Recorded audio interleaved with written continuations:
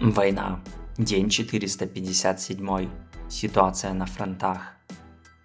В отличие от классических кадров боев, по которым аналитики могут составить картину происходящего на линии фронта и саму линию фронта, ситуация с боями в Белгородской области это сделать сложнее, ибо создается впечатление, что целью боев и есть создание этой картинки, причем впоследствии как с одной, так потом и с другой стороны, где начальник Генерального штаба сухопутных войск РФ генерал Лапин чуть ли не лично ведет в бой взвод солдат, что, разумеется, бред. Поэтому происходящему там так и нужно относиться, как к информационной операции, которая, впрочем, может повлиять на фронт, ибо когда небольшой отряд войск спокойно пересекает границу и захватывает несколько сел, это природно создает вопрос, а что если будет не рота, а, скажем, бригада? Тогда и вовсе всю область захватить получится.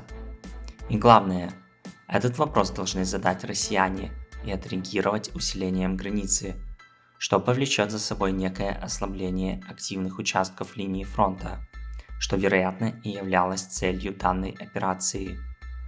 Также, как отмечают многие эксперты, рейд в Белгородскую область полностью перебил российскую повестку с захватом Бахмута в воздух. Россия продолжает наносить ракетные удары по Украине. Сегодня ночью был снова атакован Киев, но все ракеты были перехвачены системами ПВО.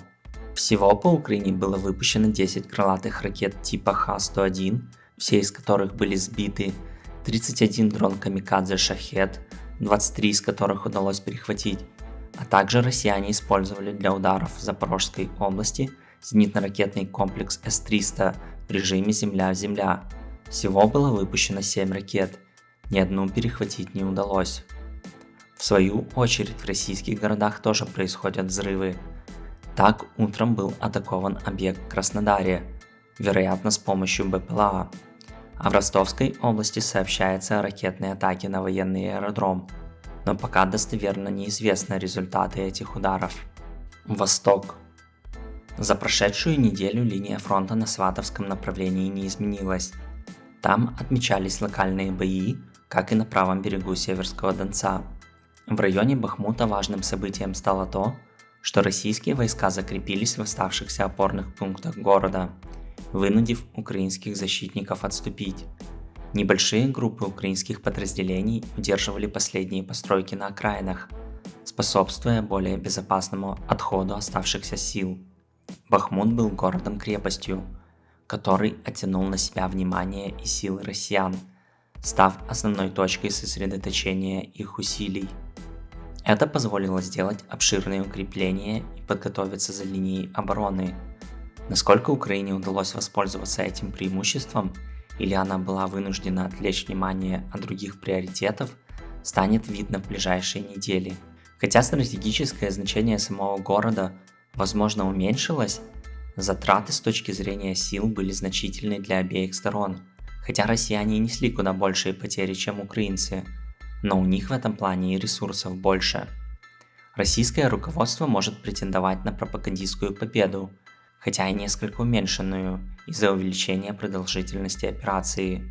Более того, если в городе группе «Вагнер» удалось продвигаться последние недели, то на флангах российские войска отступали.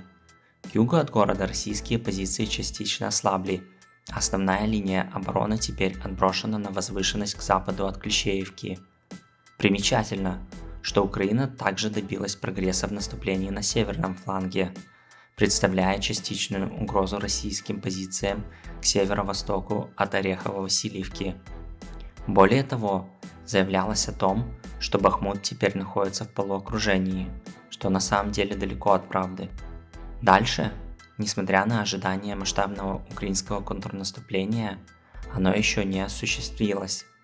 Однако, на передовой продолжаются мелкие разведывательные атаки. Российские силы по-прежнему сосредоточены на подготовке своих оборонительных позиций в ожидании любой потенциальной атаки.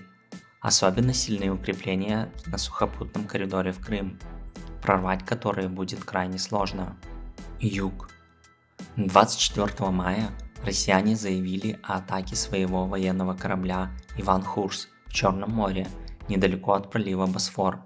Они сообщили о 3 надводных БПЛА и что все их удалось уничтожить. Но на следующий день появились кадры, снятые с БПЛА и его атакой военного корабля с попаданием в корму. Как впоследствии заявляют российские источники, всего было 5 дронов. 3 удалось уничтожить, но 2 попали в цель и нанесли серьезные повреждения судну и уничтожили 5 российских военных на борту. Данный корабль является морской станцией радиоэлектронной разведки и борьбы. Выведение его из строя ощутимо ослабит российский флот. Спасибо за просмотр, буду благодарен поддержке видео и канала лайками, комментариями, не забывайте подписываться.